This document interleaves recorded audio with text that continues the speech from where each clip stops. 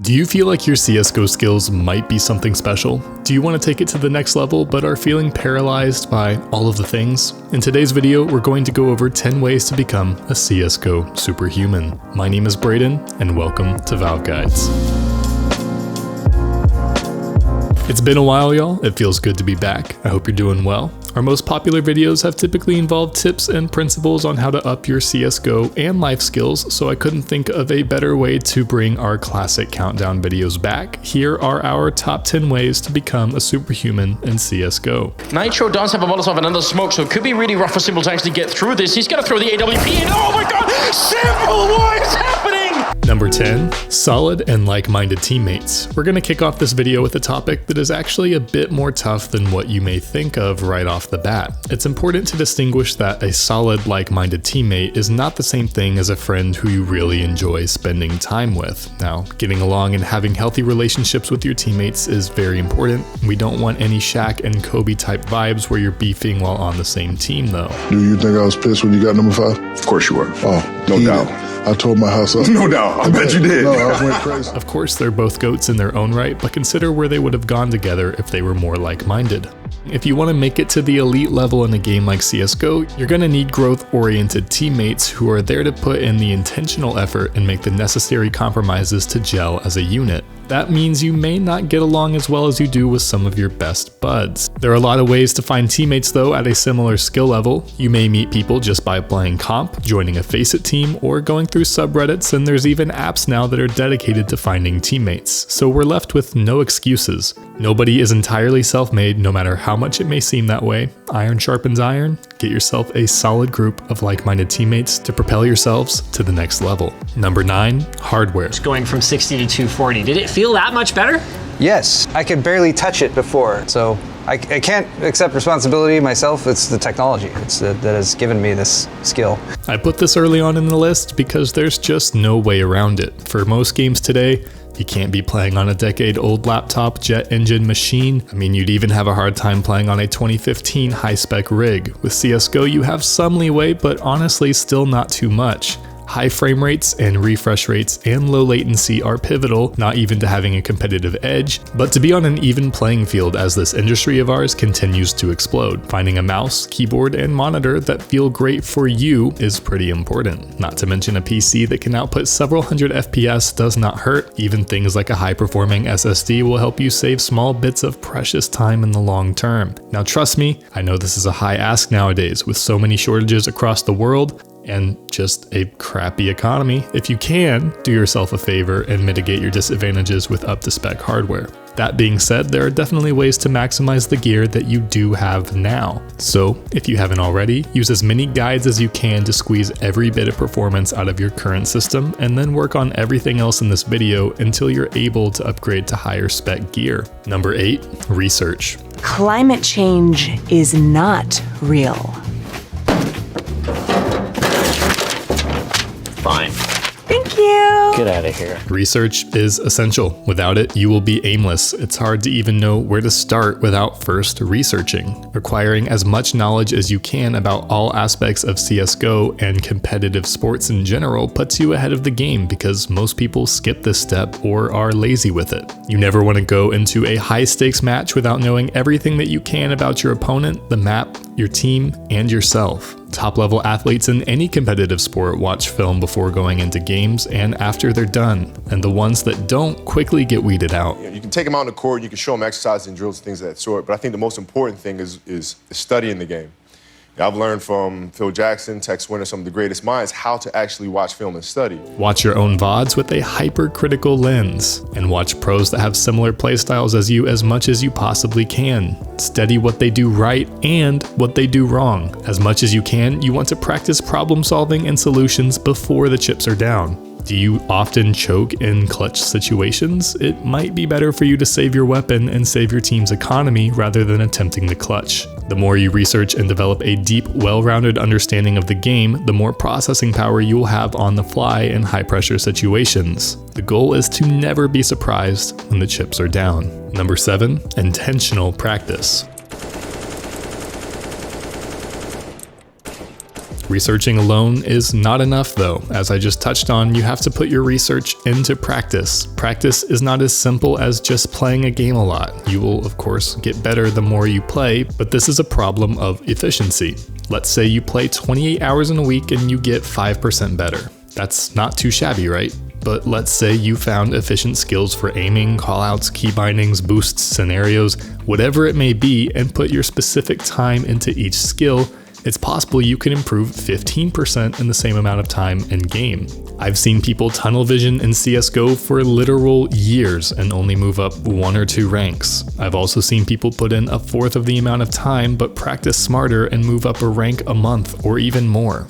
Being busy does not equate to being productive and efficient. Also, make sure you treat your competitive situations as practice too. When you try a strat a few times and it just doesn't work, make an intentional note of that. Don't just shrug it off and chalk it up to your teammates being bad or your enemies being too skilled or just plain bad luck. It's easy to get lost in the moment, and by the time the game is over, you may have forgotten a valuable nugget of wisdom. Smart research applied with smart implementation results in exponential growth in less time. Number 6, physical health. We go into the gym, baby! And I bolted out of my bed. I nosedived into the shower. I got out. I sprinted to the gym. I didn't drive. I ran on the highway. 70 miles an hour. You should have seen it. Busted through the glass doors at the gym. Got under the bars and started getting crunk. You should have seen it, dude. Listen, it is no secret that extreme gaming lifestyles can wreak havoc on the human body. It's just not good for you. I could talk all day about my health transformation and how much it improved my life as well as my competitive ability, but maybe that isn't a video for this channel. A lot of people get it in their head that they have to dedicate their life to the gym and kale to be healthy, and this just simply isn't the case. Being healthier isn't always hard. It just takes some time to settle into new habits. If I had to choose just a few things to improve overall health that aren't difficult, it'd go as follows. Drink more water, meditate a few minutes a day, walk more, stretch every few hours, and eat less processed food. No matter how you look at it, being happier and healthier is simply more important than being sweaty at a video game. But thankfully, it's possible to do both. So why not do both? Number 5, sleep. Hear me out. I know we just talked about physical health, and sleep is definitely a component of that, but it is such an important component I wanted to dedicate a little more time to it. Your ability to comprehend information with too little versus enough sleep alone should be enough to convince you to aim for sleeping 8 hours a night and sleeping at night. While you sleep, your brain transfers its short-term memory storage to the long-term memory storage function of your brain. It literally has to clear space for new information every day, not to mention the effects that sleep has on your mood and awareness. Most top-tier pro Overwatch teams, shout out to Nate from Blizzard Guides for this nugget of wisdom, make sure to go subscribe to them, live in gaming houses but shut off the internet access during sleeping hours so that players are not tempted to jack up their sleep schedule in the name of the grind. It's yet another case where it might seem counterintuitive to invest more time into sleeping, but having a proper amount of sleep literally optimizes every single thing you do throughout the day. If you force yourself to stay up late practicing or researching, odds are you will only retain a small percentage of what you want to, versus if you get to sleep at a decent hour, maybe wake up a little earlier, then continue your research and practice, the time usually evens out and you retain more information that you're seeking to learn. It's a win-win. Not to say that a solid sleep schedule is easy to maintain, but it is certainly worth it. Number 4, networking skills. Me? A drinking problem? It's called networking. Collaboration and connections are more paramount than ever before. A lot of times when somebody decides to go pro in the competitive scene, they may get tunnel vision and think that it is purely their grind to chug out by themselves or exclusively with their teammates. This might seem like an admirable mindset to have, but it has a much lower chance of yielding long-term success than you may think. If you don't meet people in the community, collaborate, and work towards higher connections, you may get stuck in the mud no matter how talented you are. Again, nobody achieved greatness purely on their own. You could be the most talented player in the world, but if everybody hates you and wants to be as far away from you as possible, you won't be getting any offers to join top tier teams. And I don't expect you're going to try to have a one-person lineup against 5 enemies. Number 3, obsession. Usually there's a time period where Michael takes some time off. The night they lost to Orlando, I said, Michael, you know, I'm about to get out of here. Let me know when you want me to see you, because I'll see you tomorrow.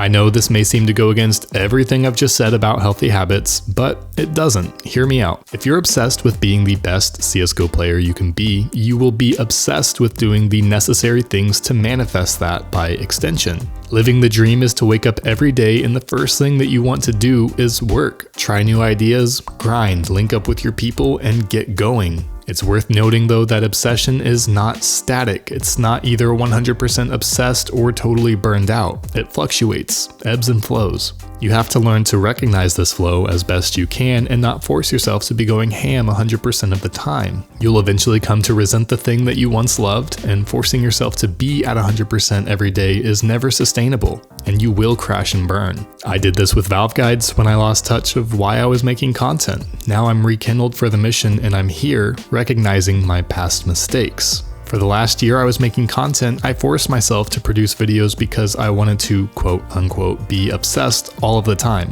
I didn't invest in myself, and eventually my body forced me to stop. And yours will too. Don't rush the process. That isn't a healthy form of obsession. Don't neglect yourself. Blind obsession is destructive. Focused and thoughtful obsession will always lead to success no matter how long it takes. Obsession is necessary to be a CSGO superhuman, but it must be tempered by discipline, which brings us to number 2. Number 2, consistency through positively reinforced rituals. Consistency in obsession is obsession turned into habits. This is key. It requires more discipline than ever before to be consistent. Setting a routine or ritual before you sit down and get to work has several benefits, both broadly and specifically.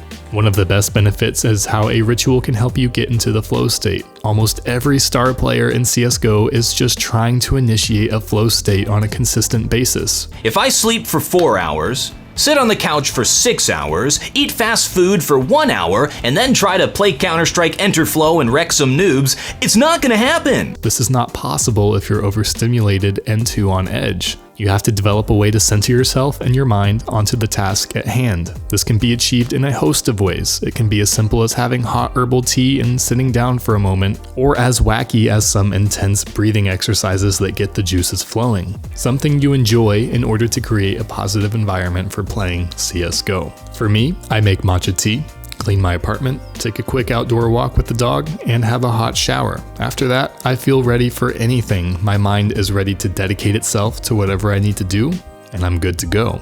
Don't stress yourself out though. It is easy to try and adopt other people's hardcore rituals. It doesn't have to be crazy. You just need to enjoy it and to look forward to it. It goes for every single thing on this list. Consistency is key. Finally, here we are at number 1, and for number 1, we have time off. The biggest detriment to the people that work hard and expect a lot of themselves is when you have achievements, you don't take time to smell the roses. You don't take time to pat yourself on the back. If you're not your biggest fan, who's going to be? We've talked a lot about action, mindset, and things to do to be successful. And of course, all of these things are 100% necessary. But here's where the balance comes in. Sometimes you have to learn when to take a step back and do nothing. We can get so caught up in responsibilities and tasks that we feel like we have to do it. Our minds and bodies cannot handle such a tremendous weight without proper breaks. And trust me, I know this whole video seems like a back and forth of telling you to grind and telling you not to grind. But this is the heart of it, y'all. This is the dance. And again, this is what I failed to do with this channel in the past. The solution to burnout was not one that I liked, so I ignored it, and I needed to stop for a time. And the longer I put it off, the longer a break I needed to take. Clearly, I put it off for quite a while. The time I spent off when I eventually was forced to do so was miserable at first. And then, after I'd spent enough time recovering, some crazy stuff started happening. If you feel like you love the game but don't have the drive to play it, even if you actually do want to, time off is something that will teach you to miss what you love. In all honesty, this video is an elaborate scheme to tell you one thing: love and respect yourself. If you don't, being a CSGO superhuman or achieving whatever your goals are will never be fulfilling. Even when you reach that high point, all you'll be left with is yourself. If you destroyed your body, your relationships, and neglected your spirit, was it really worth it? Not in my opinion. Treat yourself right. Try this beautifully difficult dance of the grind and recovery. It's worth it. That does it for today's video, y'all. If you enjoyed it, go ahead and hit the like button. Did I get too sappy for you? Comment below. Want to know as soon as we upload a new video? Subscribe and turn on notifications. If you want to hang out, hit up our community Discord and my Twitter, links below. My name is Braden, and this has been Valve Guides. I'll see you next time. Stay amazing.